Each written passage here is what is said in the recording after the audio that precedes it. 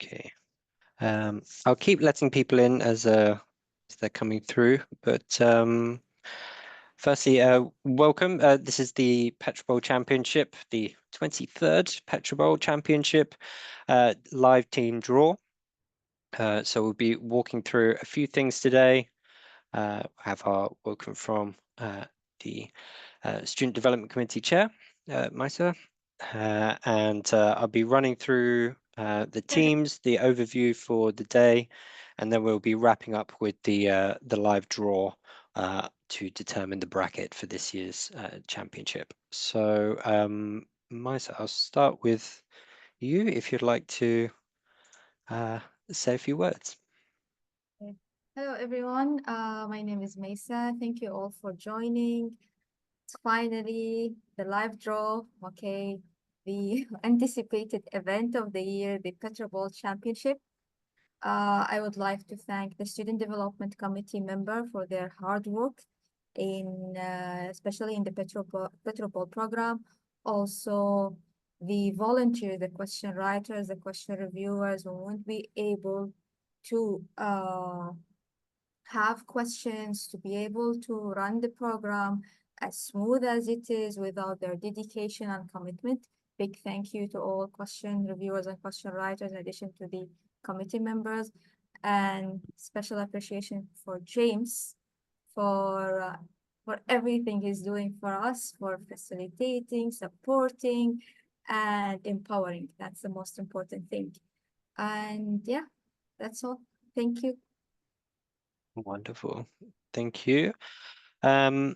So I'm going to start off by doing an overview of the processes for the day, what you can expect from the competition. As you will know, by now we've gone back to a fully in-person version of the competition. The last time we did that was in Canada in 2019. So probably very few of you will have participated in that particular event. Not impossible, obviously. And the other factor to consider is that while we are going back to an in-person format, there are some slight variations compared to back in 2019, keeping in mind how things have been updated and run for the regionals as well. Everything is in the rules and regulations. I'm not going to go through the full rules and regulations on this call. It is the responsibility of all individual players to ensure that they know the rules and regulations. So please do that before the competition. Yes, you can go through that in your own time. If you need us to resend the rules and regulations to you, we can do that, or you can find it on the PetroBowl webpage. But first of all, I will run through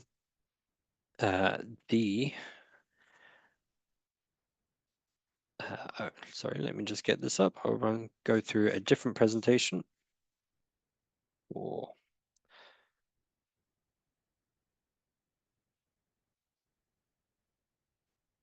PetroBowl.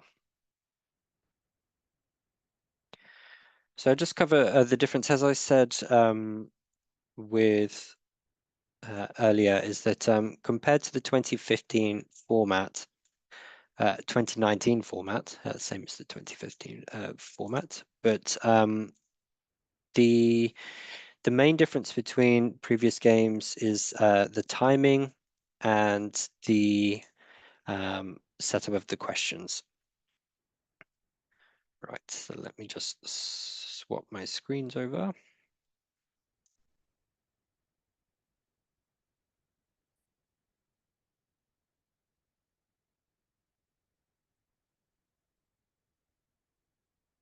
Okay.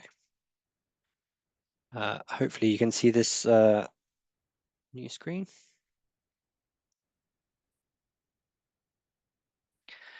If it's okay, I will leave questions to the end. We will leave some question time at the end of this. But hopefully it will all make sense once I've kind of run through the presentation. Okay.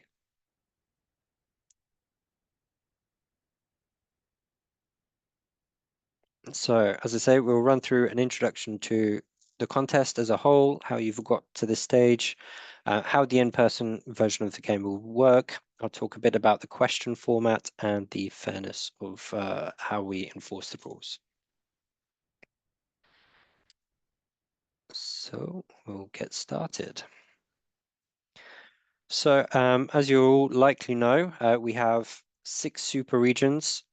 So there may be multiple regional qualifiers within your super region.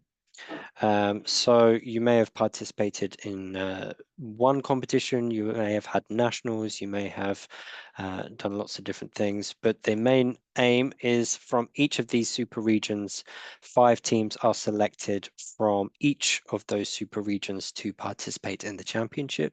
So if you're on this call, that means you're one of those 5 teams. The only other 2 teams are the finalists from the previous year. So last year's champions, UNAM, automatically qualify along with Batangas State University, who also were 2nd place last year. So as I mentioned, for the regional qualifiers, the way you got here, we're still using a variety of different approaches. That's under the jurisdiction of your regional director. So some of you may have participated in physical competitions very similar to what we're having for the championship. Others have done their competitions online. Some have used the software that SPE generated. Other people have hosted their events purely on Zoom. So there's a few different ways that people can have their regional qualifiers. And what we've tried to do with the regulations is ensure that the same sets of rules and the same standards are apply no matter what version of the competition that you run. So firstly, one of the most important factors is how the teams are set up. So just to reconfirm this, you must have between 2 players and 5 players within your team. So if you show up on the day and there's only one of you, unfortunately, you won't be able to continue on in the game. You can have 5 players, but a maximum of 4 people can play at any one time. So your 5th player would be considered your substitute player, and you can sub your players in and out between matches, not during the game itself, but between the matches. Each team will have a designated team captain. If you do wish to substitute your team captain, or if you need to, then you will need to allocate a new team captain for that game. All of your players must be SP student members enrolled at the university that they are representing at the time of the competition. So when you've been submitting your team forms, you've been submitting your graduation dates, and we've been verifying that information with your faculty advisors. We obviously noticed there's a bit of discrepancy compared to what's on social media, but we have gone back to your faculty and double checked your graduation dates and if there's any queries around work experience as well. So again, players cannot have more than 2 years worth of work experience in the industry. Internships or kind of teaching assistant roles do not count for that. So if you do spot someone and you think, oh, that person's got more experience, we have gone back and we've spoken to them and we've talked to their faculty about that. So we've have checked all participants playing that they meet those eligibility criteria. The players who participated in the regional can completely change compared to the championship, bearing those 2 previous rules in mind. And all players must adhere to EU and US sanction laws. This is a program that is completely funded by the US, so any money being used is subject to those sanction laws. And all players must abide by the rules and regulations, as I mentioned earlier. So now I'll talk a bit through the in-person format. So all players must be at ATCE in order to participate. We know that is a challenge and you've all been working very hard to ensure that that's possible. We know it's not easy and we are having conversations with the board to look into ways that we can make that easier. But as it stands at the moment, you must be at ATCE in order to participate. It will take place inside the exhibition hall, so you will need your registration badge to get through. The actual exhibition hall doesn't open until 9 a.m., but you will be given early access to meet the game, to start the games, which will begin from 8 o'clock in the morning. If you have not registered already, please do so using the VIP links that we sent you before. All players are given free full access to ATCE, so you get to go to the technical programs and all of the other activities that we have, aside from the paid ticketed items such as luncheons and things like that. So please do register using that link if you have not done so already. Games will take place across just that one day, the Monday. So we will keep going until the games are finished. And once those games are finished, that is done. We are not in a position where we can have rematches or do anything after the event. When you arrive, you should notify. Firstly, you'll go through the registration. As I say, you'll be given early access, and then we will have a registration so that we can sign in your team and we know that you are present.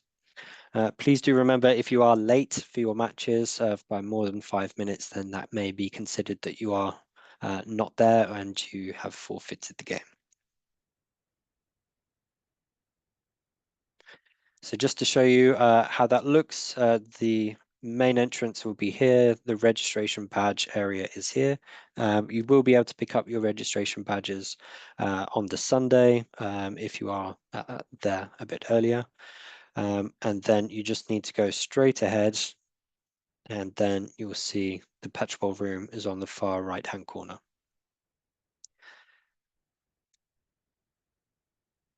Okay, so now I'll run through the actual gameplay. So you have your player. There will be in a team of 5, up to a team of 5. You may have less. If you do have 5, then that 5th player will be your substitute player. And then they will have to sit aside for your match. Your team will arrive at the room, which will be set up something like this. So you'll see you'll have your players sat up the top here and audience at the bottom. So we will have team 1 sitting on to the audience's left or stage right, and then team 2 on this side. We ask the team captain to sit nearest the moderator. So it doesn't matter if you have 2 players or 4. The team captain will always sit here, and then players 2, 3, 4 will extend out to the edges of the stage.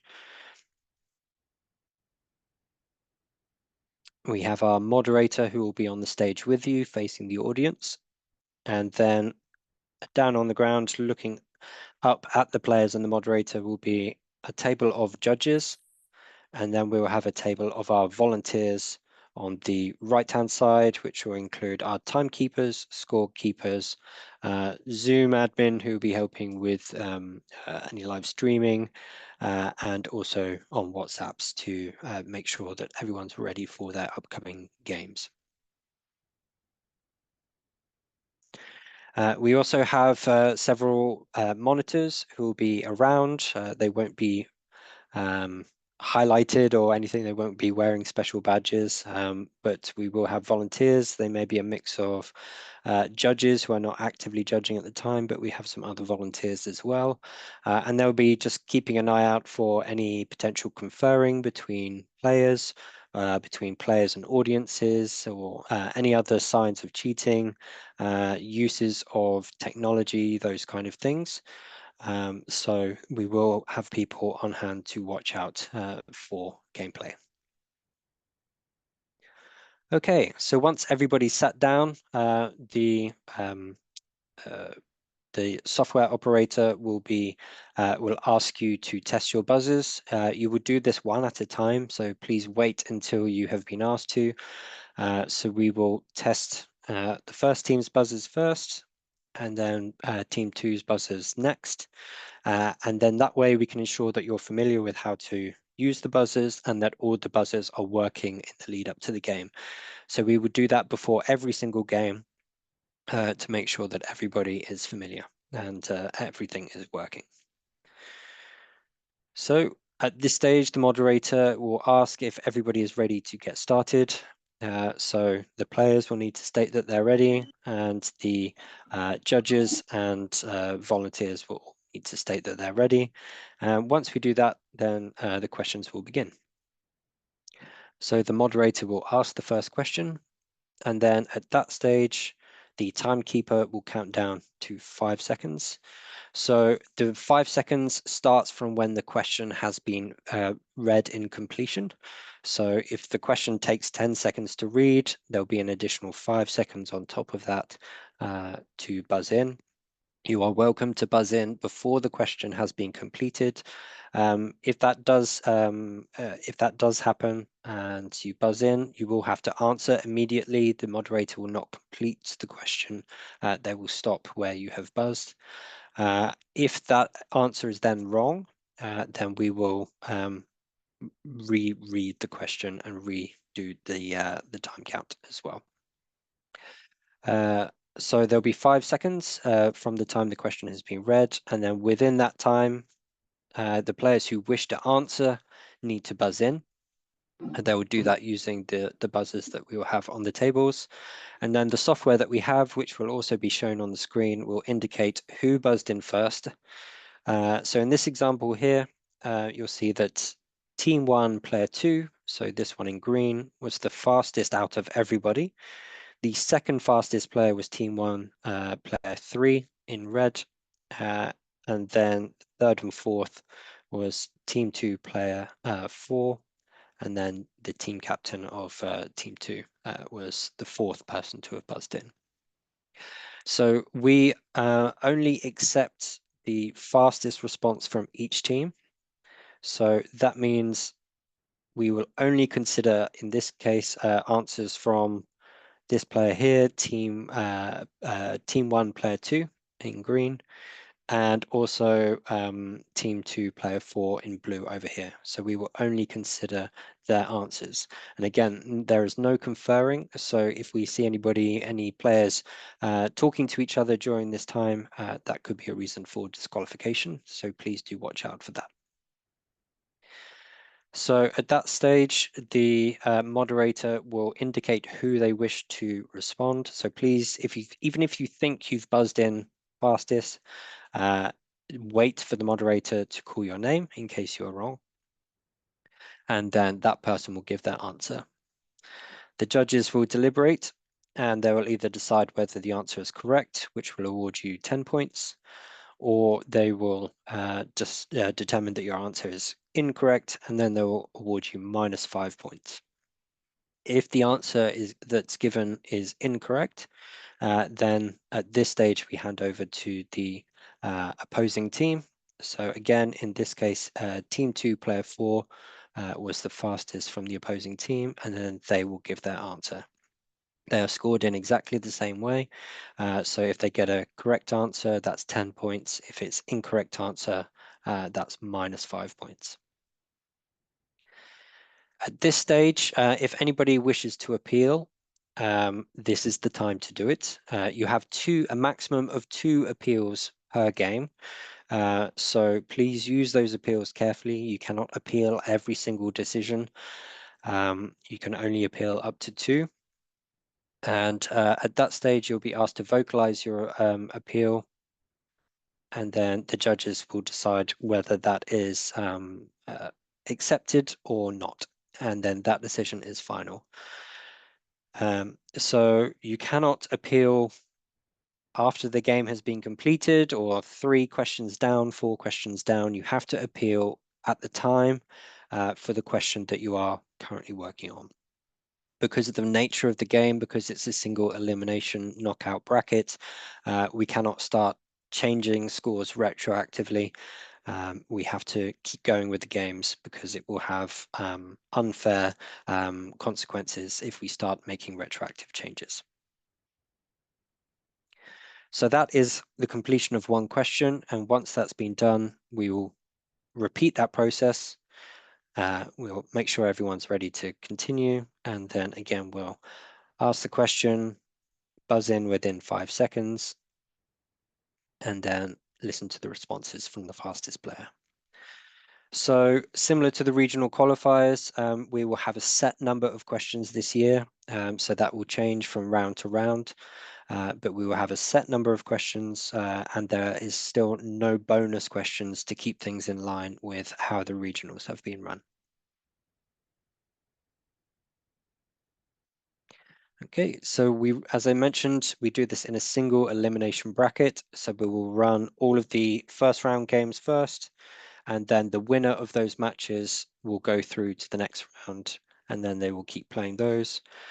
And we'll keep going with the semi-finals and finals until we have our final winner. And we will also have a third place round as well to determine the third place.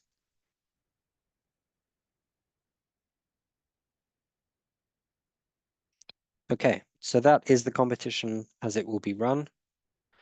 Let's have a look at the question format. So exactly the same as the regionals and previous years, all questions are now toss-up questions, so we will not be having any bonus questions. All the questions are allocated 10 points or -5 points. There is no 30-point questions, no sudden bonus questions that give you a deciding win. All the questions have the same value of points. All the questions are designed to have definitive answers. That's what we mean by a toss-up question. So there should not be any questions that you're having to work out or rationalize your way to, or there's no riddles or guessing questions. It's all something that you either know or you don't know. So you should be able to answer that straight away. We will not be having any descriptive questions, image questions, or calculations questions, so you don't need to worry about that. And then the questions can cover all areas relevant to the oil and gas industry. And that does include everything that we have technical disciplines for. So that does include all the technical sections and things like that as well. Questions are sourced from reputable, internationally accessible sources, so we do not take any questions from regional journals or private papers that you can only access if you've paid a certain amount of money. Everything is on openly accessible resources, many of which are SPE, so you can use those to study.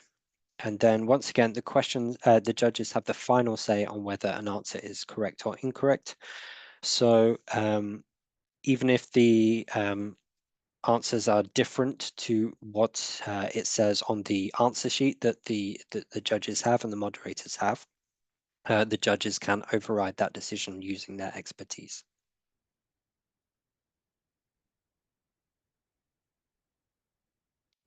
Okay.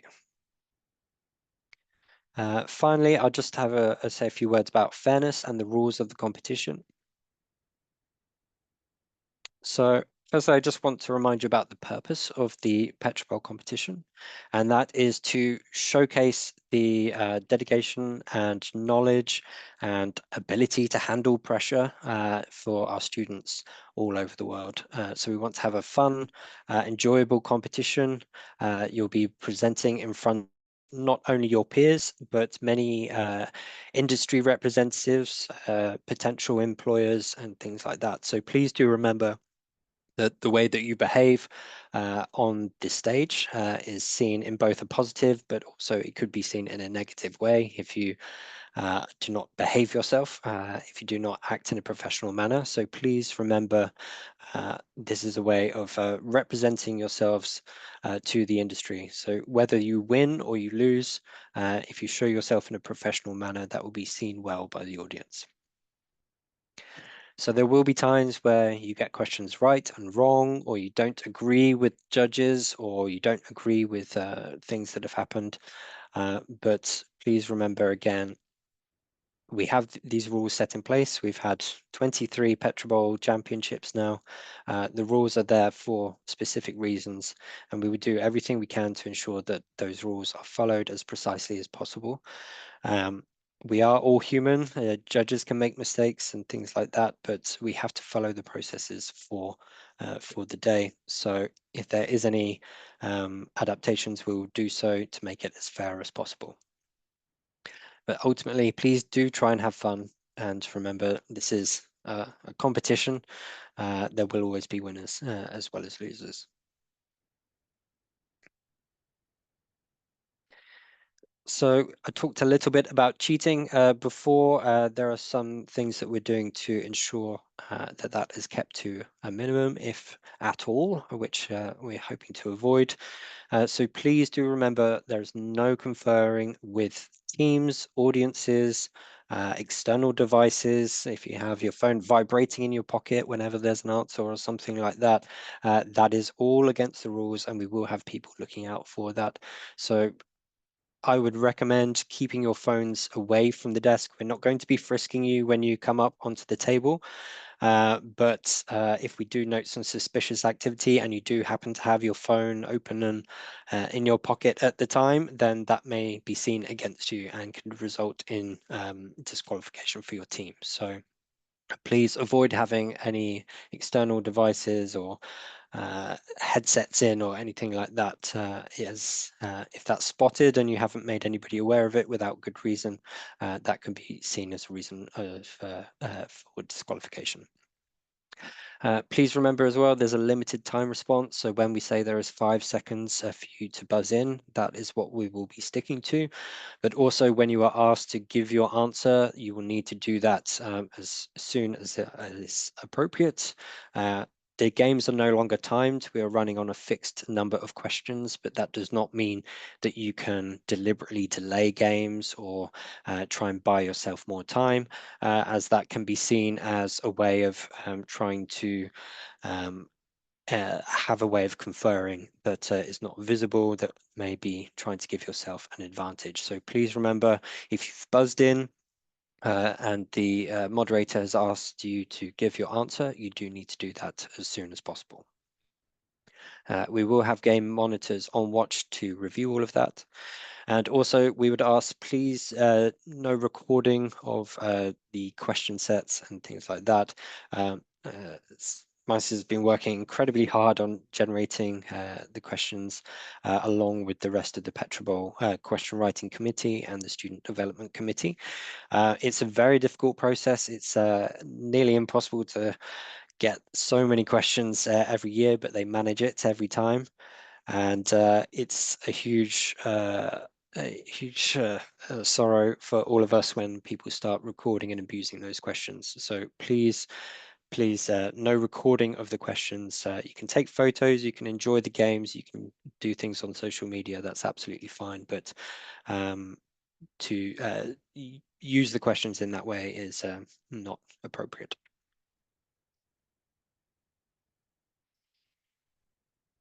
So finally, all players are responsible for ensuring they understand the rules. So each of you have signed up for this. You've all agreed that you're happy to play by the rules and regulations. So if one of your players breaks the rules, that affects the whole team, and it can result in the whole team being disqualified. So to your team captains, please ensure that all of your players are familiar with the rules, because ultimately what one player does affects the rest of the team.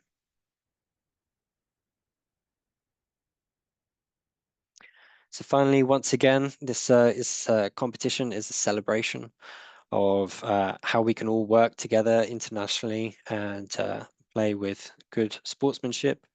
As a society across the industry, we are bringing many different companies together, many different representatives from industries, and people who wouldn't necessarily talk to each other within their own jobs. They may even be competitors or rivals, but this is a way of showcasing that all of us, the industry as a whole, is working together for a better future. So please do keep that in mind. And finally, I just want to say, have fun. This is a competition, your students. This should be a great opportunity for you to showcase your skills. So please do have fun. Okay. So that's everything I wanted to run through with you all. I will leave a few minutes now. I know we're slightly over, but we will get to the draw in just a second. But are there any questions at this stage? And I'll be happy to run through it. I know there's a lot of people on the call. You can use the chat or raise your hand if you're willing.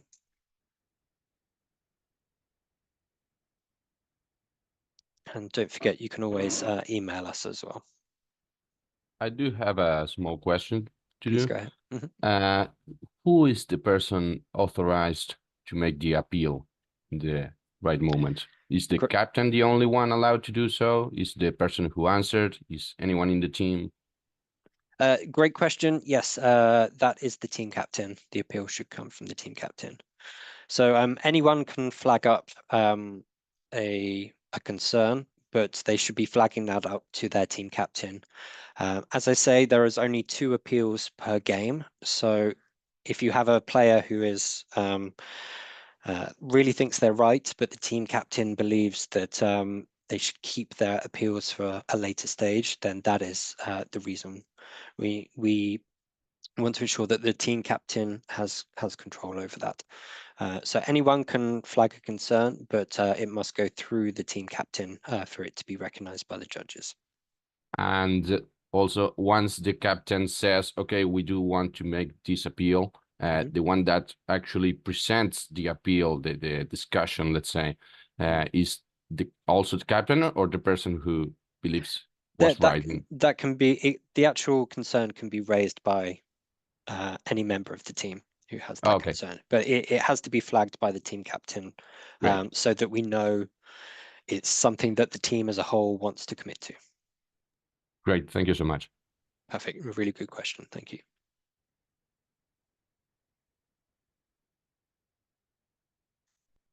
Okay. All right, I do have a question. Go ahead. First, thank you for your presentation. I would really to ask about, after asking the question, we have 5 seconds, you said, to respond. So is it allowed for us to discuss the, let's say, the answer between the team members, or just we need to answer directly? You have to answer directly. There's no conferring allowed. That's good. All right. Thank you. James Emmanuel raised his hand. Okay, go ahead. Yeah, thank you, Mr. James, for the presentation. Yeah, as regards reading of the question, I think what has usually been the issue, because this is an international competition, is the issue of fluency. That's by the person reading. I believe, I don't know if this has been put into consideration, because sometimes we might not hear some accents, we might hear some, and that might make the game not favorable for those that do not probably hear a particular accent. I don't know if you get my question. Yes, yes, we do get that comment. There's 2 parts to that. Firstly, the main moderator we have this year is American, so our English is clear, and hopefully everyone will be able to understand her. But I do want to kind of state with that, we rely on members, unpaid volunteers, to put themselves forward to be moderators, and also everybody has an accent. So while we do what we can to ensure everybody can speak clearly, and that's the criteria that we use for volunteer roles, please do remember everybody has an accent. It's also quite a scary, challenging task for a volunteer to do. We don't hire professional moderators. These are engineers. So please be gentle if there's any kind of stuttering of words or dryness of mouth and things like that. It is a difficult thing to do, especially in front of a stage of many people. So as I say, we do look for those criteria when we're recruiting volunteers, but the number of volunteers we get for the moderator role, because it's so challenging, is very small. So we are somewhat limited by what volunteers we can use. But I think in this year, that shouldn't be an issue. Oh, okay. And thank you for the response. And I don't know if we can make the suggestion for the question to be displayed as well simultaneously as the moderator reads the question, if that would be possible. That would not be possible. That would prevent the 5 seconds from completing the question. People would be able to see the full question before the correct time. So it may give some teams an advantage depending on where they're sitting and things like that. So we try and avoid that situation where we can. For virtual events where everyone's using a screen that's right in front of them, that's okay. Everyone has the same availability, but in a case of a purely physical event where some people might have slightly different views of the screen or things like that, it becomes a factor that can disadvantage some people. So we would not have written questions for this year. Okay, thank you. One additional. Sorry. Oh, sorry. Sorry. If you don't mind, I have two more questions, but if someone had a question before me. No, go ahead. You can use this time because I'm sure whatever questions you have, other people will have as well. Okay, thank you so much. Can we use the phone number in the invitation letter you sent as a contact person number as we reach in the convention center in case of any inconvenience? As I'm guessing that there won't be any WhatsApp group or something.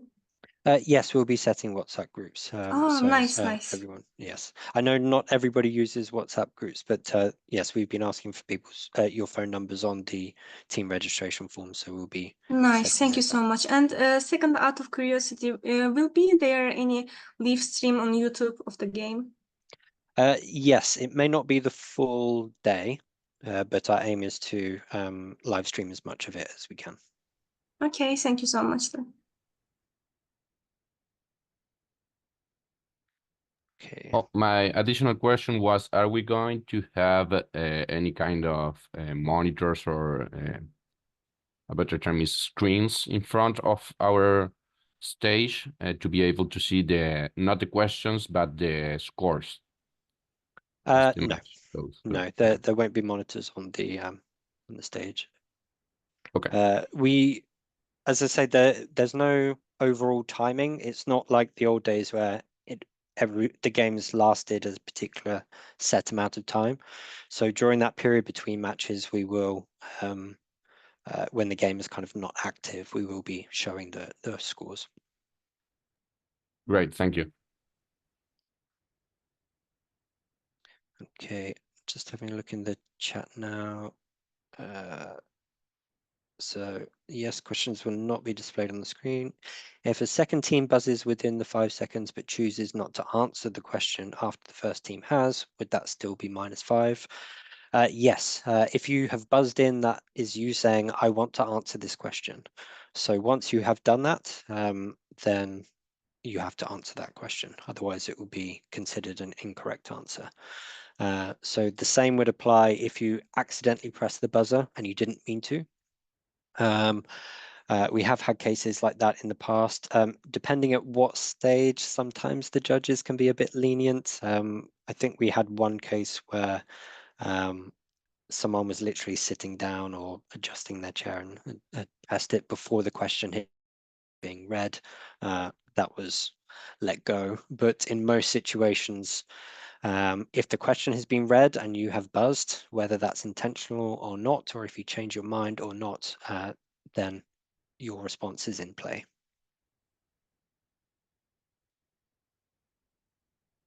Okay, Robert has raised his hand. Please go ahead. Yes, sir. Just a couple of quick questions. So for us to press the buzz, we have to wait for the question to end, or we can press while the moderator reads the question. As soon as you think you know the answer, you can buzz. So the moderator can say one word and you can buzz in. All right, thank you. And also it's gonna be hybrid, as in the past years? No, it's purely in person this year. All right, thank you so much. Okay, I have some question. Good afternoon, sir. Go ahead. Continuing with Robert question, because we are obliged to come to ATCE, what if there are a couple of teams unable to come and some brackets are left with no opponents? would there be changes to the bracket, or would the absent team to be just disqualified and keeping the bracket as is the team draw today? Yes, I will go through that in a second, but effectively, yes, we have had a few teams confirm that they're not able to participate already. There may be more, but they will be effectively disqualified for that round, and then we'll be allowed to continue. So I will run through that in a little bit more detail as we go through the live draw. Good afternoon. Sorry, I had a question regarding if the moderator will keep reading the question after one team bust, or if he will finish there. So you mean if a team buzzes in before the question's being read? In that situation, if the answer is incorrect, then the moderator will reread the question so that the other team are able to hear it in full. Perfect. I'm sorry. And if the other team also bust before, I mean, if both teams bust before the moderator finish, will he read again, or? No, because both teams have given their answers. Perfect. Thank you.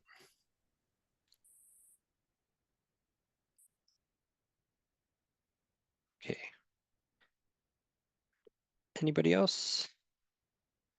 Again, you can keep messaging us at PetroBowl@sp.org, and we'll do our best to get through to you. I obviously will be traveling, as you all will be, in the lead up. So the earlier you do it, the better. But I will do my best to respond to any messages that come through. Okay.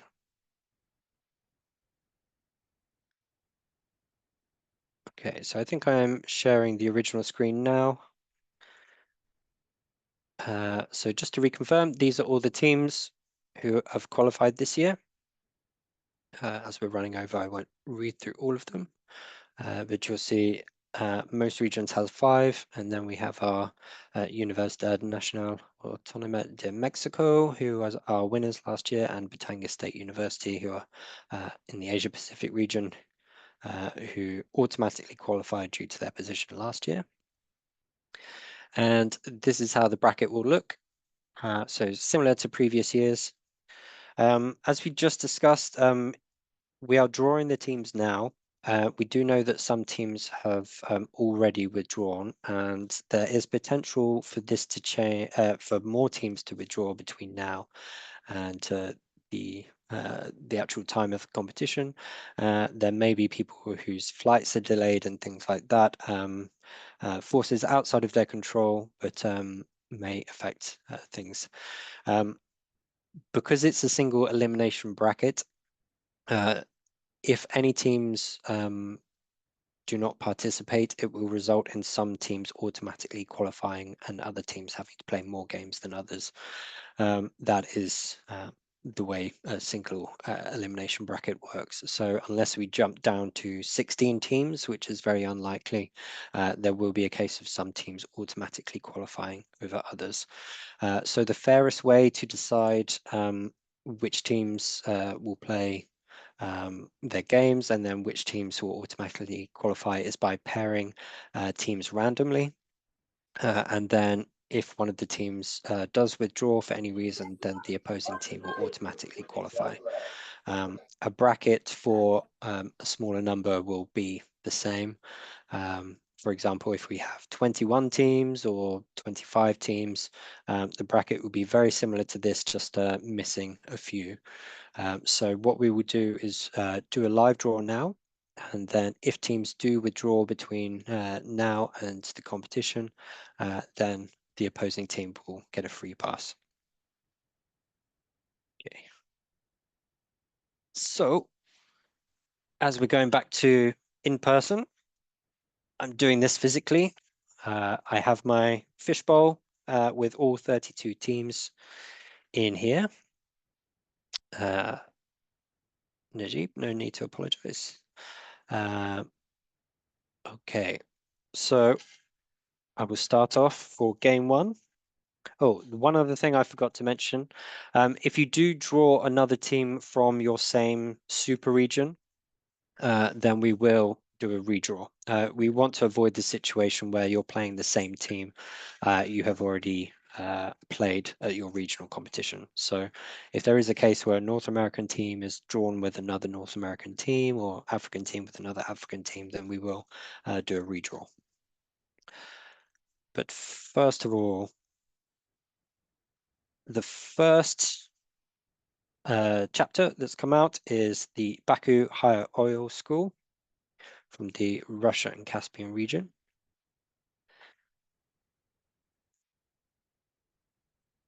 And if I just put that information in here.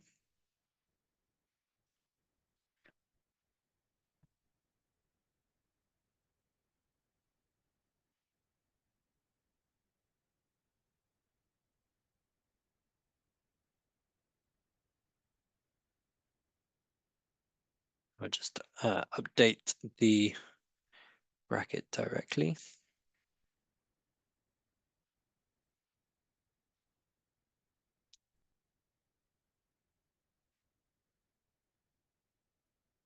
Hopefully you should see my screen a bit better now.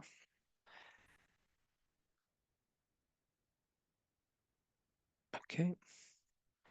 So first game, Baku Higher Oil School. Playing against University of Ibadan in Nigeria.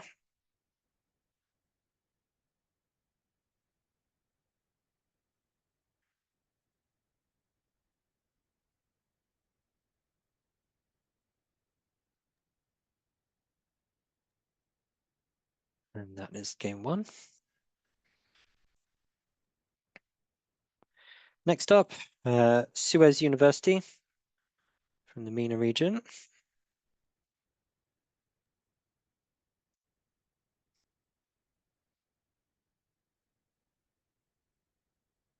And they will be playing the University of Indonesia.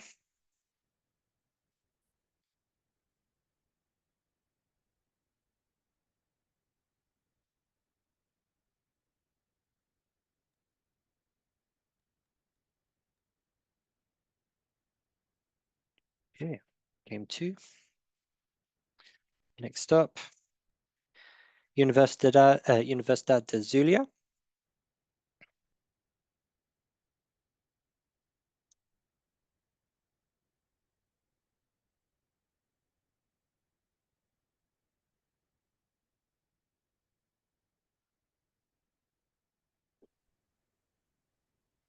And they'll be playing against Palawan State University from the Asia Pacific region.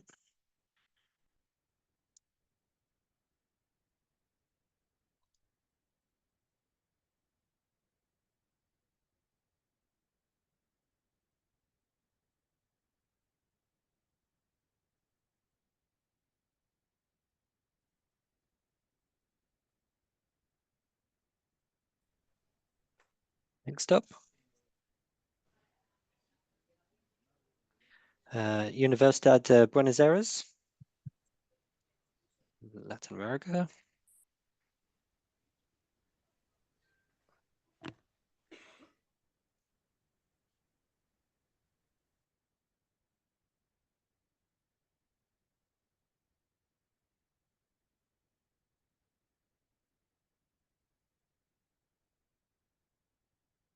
And they will be playing against Batanga State University.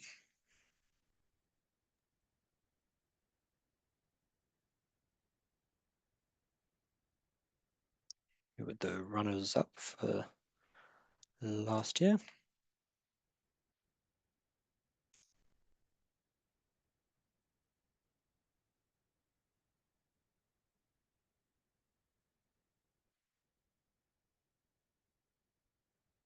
Picked up a few there. Next up, Dawood University of Engineering and Technology from the Middle East region.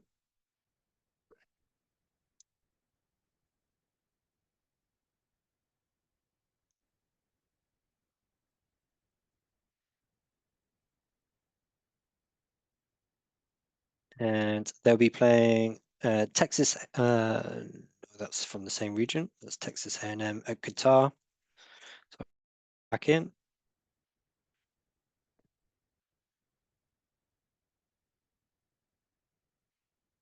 Gajah Mada University, Asia Pacific.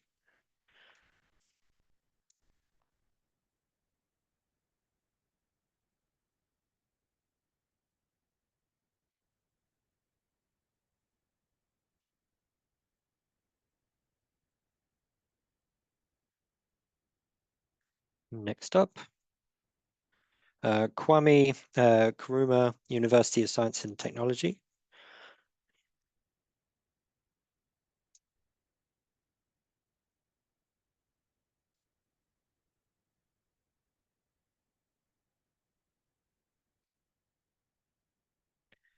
From Africa, and they will be playing University of Texas at Austin.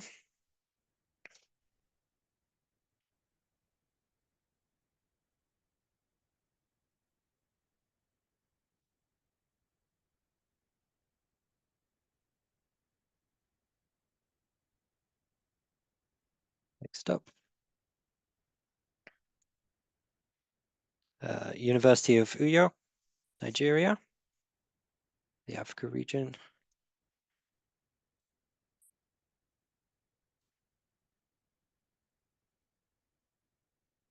And they'll be playing against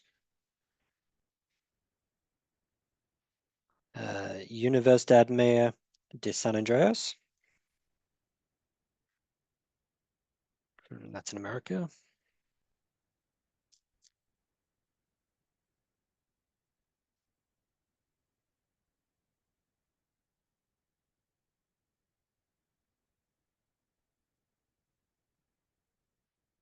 Next up, Harriet Watt University, the European region.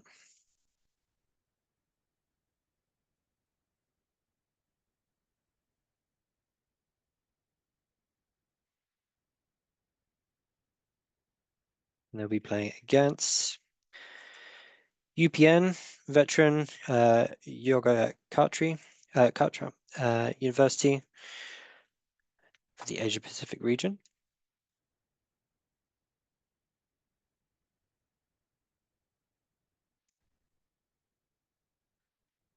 Halfway.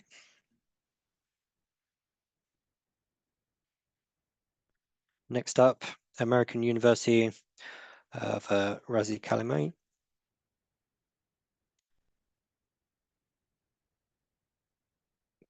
Middle East region.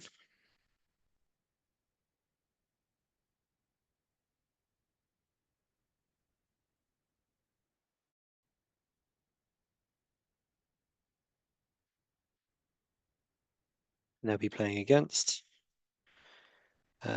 Universidad Nacional Autónoma de Mexico, UNAM.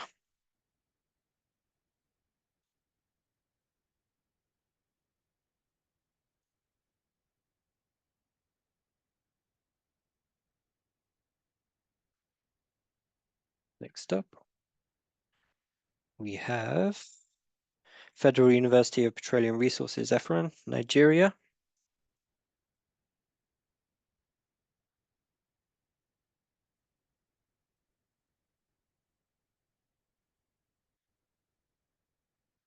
We'll be playing against Petroleum Gas University of Pletsi, Europe.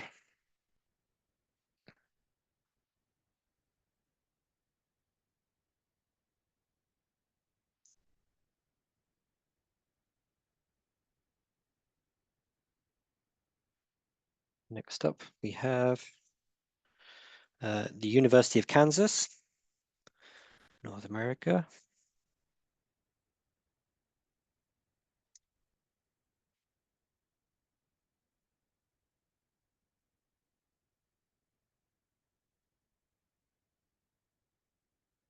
They'll be playing against they were drawn against University of Oklahoma, but I will redraw. So from the same region.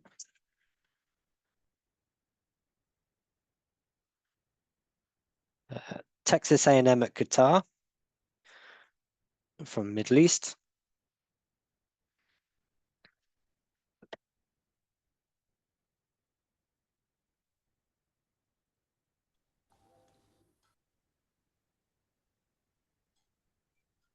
Next up, IFP School France, European Regional Qualifier.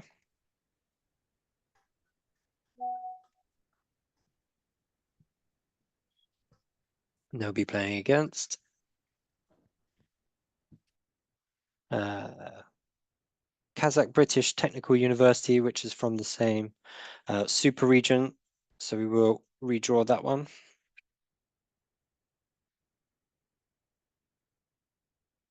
Instead, they'll be playing the University of Mines and Technology, Ghana.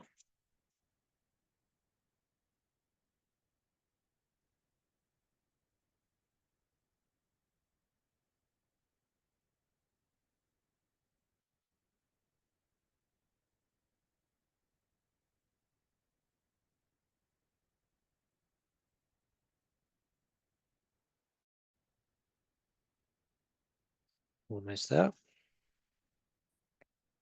Next up, we have University of Bahrain, the Middle East region.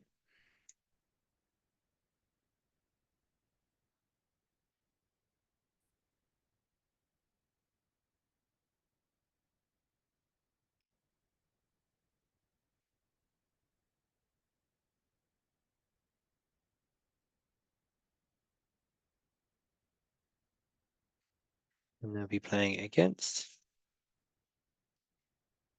Penn State University, the North America region.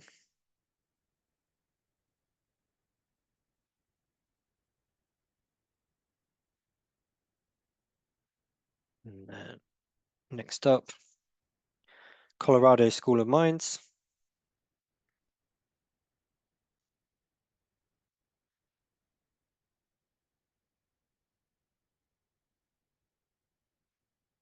Tidy this up a bit afterwards. And they'll be playing against, so they've drawn University of Oklahoma. So I'll redraw.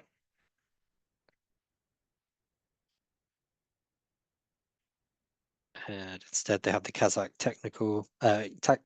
British Technical University from the Russian Caspian region.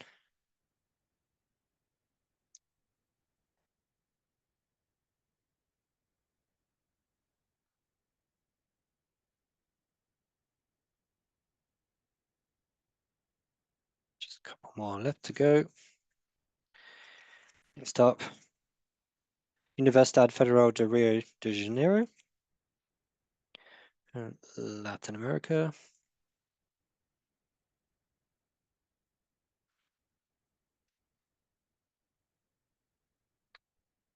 And that leaves us with Jaran University, Asia Pacific.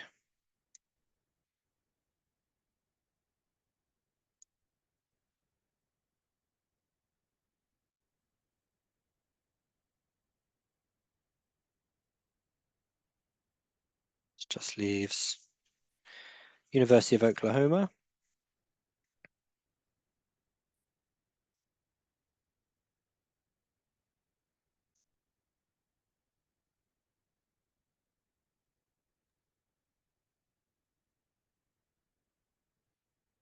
We're playing the final match with Anton Ticon University van Suriname in the Latin America region.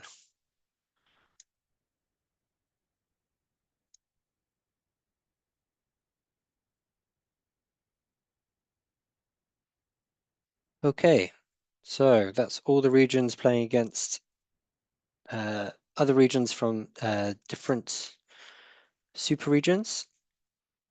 So that is our bracket for the year. Hopefully you can see that's all been done transparently and randomly.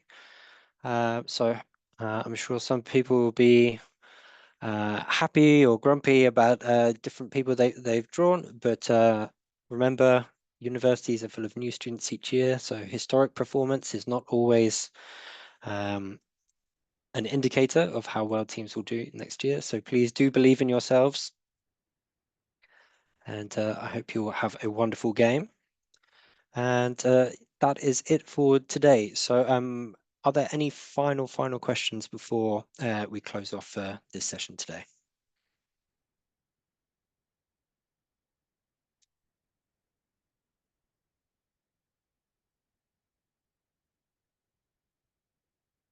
Wonderful. I'm not hearing anything else from anyone.